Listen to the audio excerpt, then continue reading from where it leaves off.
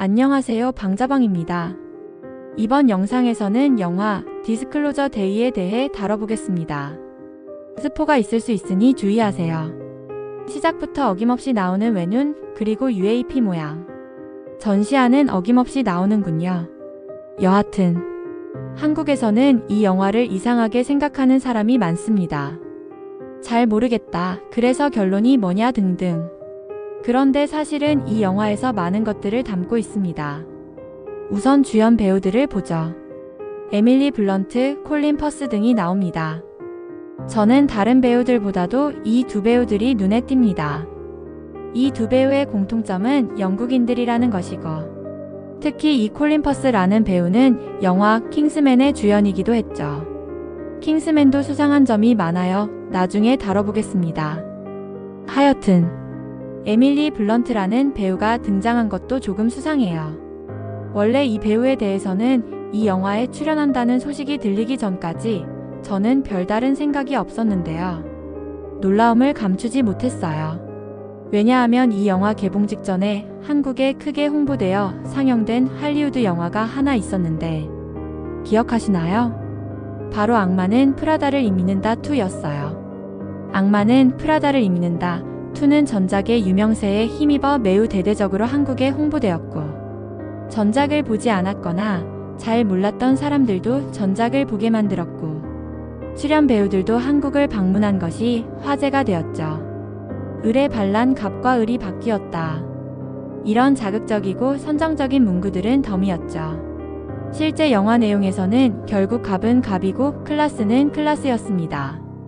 아무튼 이 영화가 많이 홍보되면서 주목받은 게 전작의 조연으로 나왔던 에밀리 블런트라는 배우예요.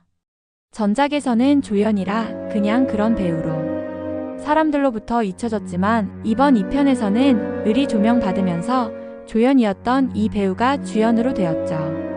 그런데 이게 뭐 어쨌냐고요? 개봉 시기를 잘 생각해보세요. 한국에서 악마는 프라다를 이미는다 2가 2026년 4월 29일에 개봉했고, 디스클로저 데이는 한국에서 2026년 6월 10일에 개봉했습니다. 시기가 오묘하지 않나요?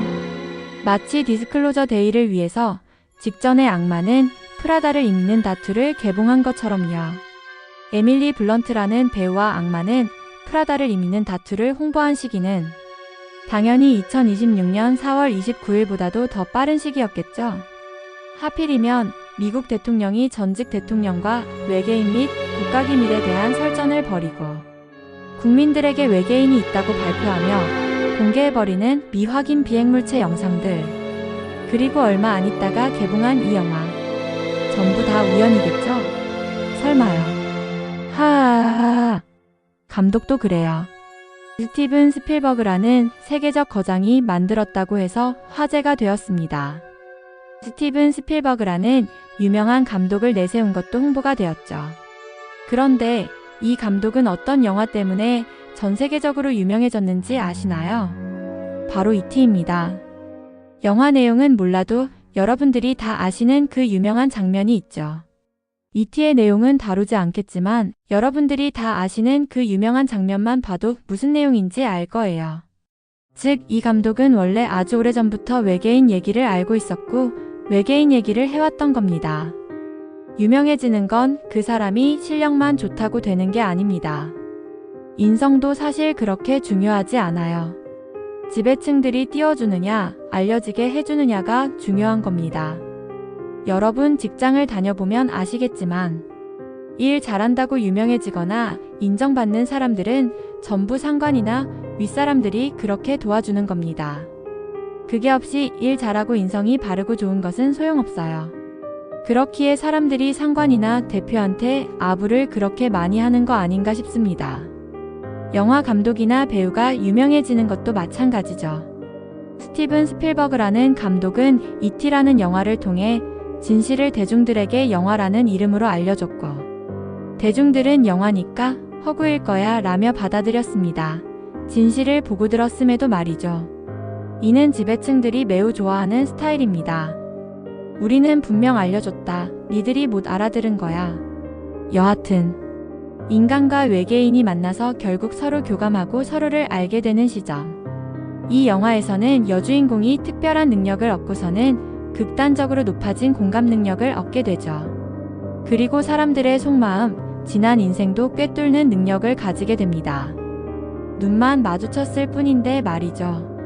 요즘 들어 영화판에서 공감, 교감, 소통이란 말이 자주 들리는 것 같아요. 인간이 서로가 완벽하게 마음을 이해하고 소통할 수 있다면 아름다운 세상이 찾아온다는 그런 메시지가 유독 제 눈에는 많이 보입니다. 물론 다 우연이겠지만요. 또 있어요. 여러분들은 디스클로저라는 말이 무슨 뜻인지 아시나요? 폭로하다, 공개하다, 발표하다, 선언하다, 공시하다. 이런 뜻입니다. 그런데 약간 뜻이 중의적인 게 느껴지시나요? 폭로하다, 선언하다, 공시하다. 이 영화 스토리는 단순히 외계인이 있다고 폭로하는 게 아닙니다. 선언하는 날, 공시하는 날인 겁니다. 즉, 이 영화는 외계인이 있다고 또는 있었다고 공식적으로 전 세계에 선언하는 겁니다.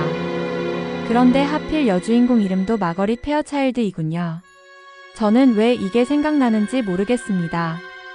이 영화를 보면 여주인공이 갑자기 생전 배워본 적도 없는 외국어를 구사한다거나 지구상에 존재하지도 않는 알 수 없는 말을 한다거나 왠지 알 수 없는 이유로 눈물이 나고 슬퍼진다거나 이런 장면들이 많이 나옵니다. 우선 외국어 얘기 먼저 해보겠습니다. 영화 초반부의 정체불명의 새를 본 여주인공은 갑자기 배워본 적도 없는 러시아어를 구사합니다. 그런데 여기서 핵심은 여주인공 스스로는 영어로 말을 하고 있었다고 인지했다는 거예요. 그래서 자신의 말을 못 알아들은 남자친구에게 답답함을 느끼죠. 저는 이 장면을 보고 나서 그 생각이 들었어요. 성경에 나오는 바벨탑 얘기. 어느 날 갑자기 서로 언어가 달라져서 바벨탑을 쌓지 못하고 사람들이 흩어져 버렸죠. 그 일이 있기 전날까지만 해도 언어가 같았으니까 바벨탑을 쌓았을 텐데 말이죠. 즉, 바벨탑을 쌓던 사람들도 스스로는 자신들의 원래 언어를 사용하고 있었다고 인지했다는 겁니다.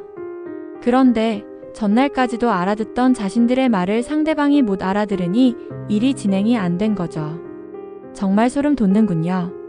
그런데 작중에서 여주인공이 구사하는 언어가 여러 개인데 그중 하나가 한국어입니다. 다른 언어, 특히 러시아어는 유창하게 구사하는데 한국어는 매우 어색합니다. 그런데도 굳이 왜 한국어 장면을 넣은 걸까요? 그 와중에 한국인은 항상 화가 나 있다는 깨알 디스까지 등장합니다. 또 있습니다. 예전에 한국에서 유행하던 밈 중에 빵상 아줌마라고 기억하시나요? 자신이 우주와 외계인과 소통한다고 주장하는 아줌마였어요. 그러면서 알 수 없는 언어를 구사하던 사람이었죠. 저도 처음에는 웬 정신병자나 유명해지고 싶은 사람이 쇼를 하는 건가 생각했는데 지금에 와서 생각해보면 진짜였을 수도?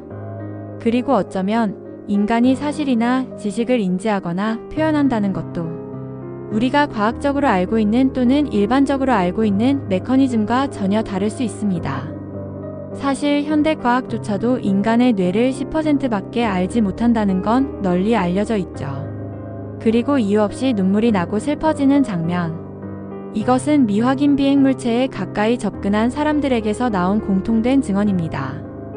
특히 전투기 조종사들과 같은 공군 관계자들에게서 많이 나오죠. 인간의 감정과 마음이라는 것도 어쩌면 우리가 알고 있는 그것과 다른 거 아닐까요? 지식, 인식, 인지, 감정, 마음, 인격 등등.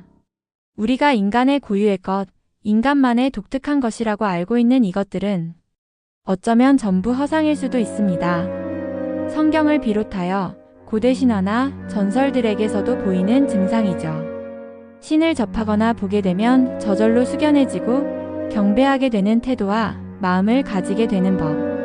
아무리 이성적이고 논리적이며 피도 눈물도 없는 냉혈한 일지라도 그런 존재를 마주하게 되면 감동하고 눈물이 나고 슬퍼지는, 그리고 인간을 그렇게 만드는 존재가 외계인이었다. 다시 말해 우리가 알고 있는 신화나 전설 속의 신들 및 초자연적 존재들은 알고 보니 외계인이었다는 결론이 나옵니다. 신뿐만 아니라 다른 초자연적 존재들도 외계인들이거나 외계인들만의 엄청난 과학기술로 만들어낸 피조물들일지도 모르죠. 사실 과학기술이 맞는지도 확실하지 않아요.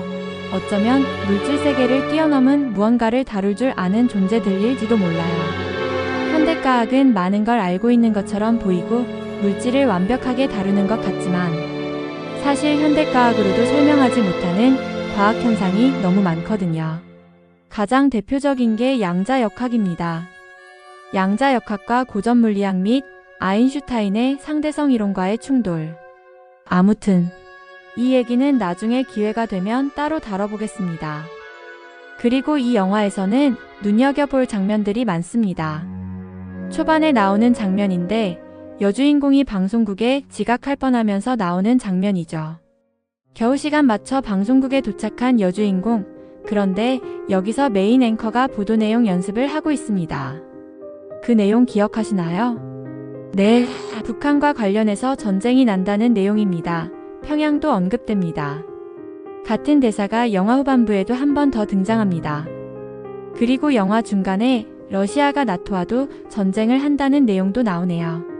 3차 세계대전이 눈앞인데 외계인이 대수냐는 여주인공의 대사까지. 이와 같이 전쟁 관련 뉴스나 속보 정보가 영화 속에서 쏟아집니다. 요즘 국제 정세가 그러니 영화 내용도 그럴 수 있는 거 아니냐고요? 여러분, 영화 한 편을 만드는데 기간이 얼마나 소요되는지 아시나요? 투자자 모아야 되고 배급사 찾고 기획하고 대본 쓰고 배우 섭외하고 어쩌고저쩌고 이런 거 하다 보면 짧게는 3년, 길게는 10년도 걸립니다. 이런 점을 고려한다면 작중에 이런 내용이 나온다는 것은 말이 안 됩니다. 미래를 미리 알지 않고서야 이런 내용으로 만들 수 없죠. 아직 실현된 거 아니지 않냐고요? 아직 실현되지 않은 미래도 있다고 하지만 어쩌면 이미 실현되었으나 발표만 안 하고 있는 것일 수도. 여러분들이 모른다고 해서 실현되지 않은 게 아닙니다. 다시 한번 말씀드리지만 영화 상영 전에 심의와 검수를 필수로 거친다는 사실을 잊으면 안 됩니다. 영화는 대중들에게 홍보 및 세뇌를 하기 딱 좋은 매체예요. 마침 영화의 후반부쯤에 두 명의 주요 인물들이 토론을 하는 장면이 나오네요. 한 명은 진실을 알려야 한다. 한 명은 알리면 혼란만 가중될 뿐이다. 노골적으로 알려주는군요. 한 가지 더 있습니다. 작중에서는 외계인들이 사람 앞에 등장할 때 놀라지 말라고 친숙한 동물의 모습으로 등장한다고 합니다. 그래서 등장하는 동물의 모습이 하필이면 사슴과 앵무새네요. 사슴하면 이런 게 떠오르는데 제가 이상한 거겠죠? 그리고 앵무새도 그래요. 남미 쪽 신화에 따르면 대홍수가 났을 때 인류를 구해준 게 앵무새라던데. 그러고 보니 콜린 퍼스가 연기한 작중인물의 이름도 노아군요. 그러고 보니 요즘 만화 원피스와 관련해서 흥미로운 소문이 돌고 있습니다. 바로 최종 보스의 정체가 앵무새라는 소문입니다. 하필이면 이 시기에 생각해보면 사람 앞에 등장할 때 놀라지 말라 또는 두려워 말라고 말하는 건 성경에서 천사들이 등장할 때도 그런 말을 하는군요. 그리고 마지막으로 다뤄볼 장면은 바로 이겁니다. 바로 정체불명의 돌을 통해 인간의 마음과 생각, 행동을 조종하는 것. 이 정체불명의 돌을 쥐고 상대방의 얼굴을 본다면 상대방의 마음과 생각, 그리고 행동까지도 조종하는 게 가능하다는 것이죠. 설령 상대방의 얼굴을 직접 보지 않고 사진으로만 본다고 해도 말이죠. 심지어는 상대방하고 대화도 가능합니다. 문득 떠오르는 한 가지가 있는데 고대 신화나 전설에는 꼭 신비로운 돌이 등장합니다. 그래서 수많은 영화나 애니 등의 모티브가 되죠. 신비로운 돌, 전설의 돌, 하늘에서 내려온 돌. 그리고 그 돌을 쥔 자가 세상을 지배하고 힘을 얻는다. 이런 류의 내용들 많이 들어보셨을 겁니다. 저는 이 영화를 보며 왜 이런 장면들이 떠오른 걸까요? 혹시 신화나 전설에 나오는 돌들이 전부 저런 것들 아니었을까요? 생각해보면 하늘에서 떨어진 돌 같은 거 말고도 고대 유적지들은 돌로 된 게 정말 많습니다. 가공하기도 힘든 물질이었을 텐데 말이죠. 물론 주류 과학자들이나 주류 사학자들은 이 돌들을 사람이 다 일일이 깎아서 만들었다고 아직도 우기고 있답니다. 현대에서도 하기 힘든 저런 것들을 2000년 전, 3000년 전, 1만 년 전에 했을 리가. 역시 인간 세상에서 성공하고 출세하고 사회적 지위를 얻으려면 거짓말 잘하고 우기는 걸 잘해야 될까요? 아무튼 한 가지 흥미로운 부분은 조종당하던 전직 수녀가 십자가와 야훼의 힘으로 이를 극복하는 장면이 나오네요. 저는 이 부분은 정말 별로라고 봅니다. 저는 종교조차도 지배층들의 권력과 영향력 유지수단이라는 것을 매우 잘 알기 때문입니다. 물론 어딘가에는 있을 존재일지라도 그 존재가 이 순간에 이 사람을 위해서 개입했다는 건 조금 선택받은 자가 정말 있는 걸까요? 있다면 왜 모습을 드러내지 않는 걸까요? 지금은 정말 드러내야 할 텐데 말이죠. 하여튼 인간 역사상 저런 선택을 받은 사람이 전혀 없지는 않겠지만 너무 극소수일 뿐이고 대부분은 지배층들의 하수인이거나 지배층들이 선택받았다고 호소하는 것들이었습니다. 이것도 나중에 기회되면 올려보겠습니다. 이번 영상도 숨가쁘게 달려왔네요. 제가 얘기한 거 다 우연인 거 아시죠? 하하하하. 이게 또 무슨 소리인가 싶을 겁니다. 하지만 이제는 알아야 합니다. 더 이상 시간이 없거든요. 구독은 돈이 들지 않습니다. 손가락 한 번이면 됩니다. 감사합니다.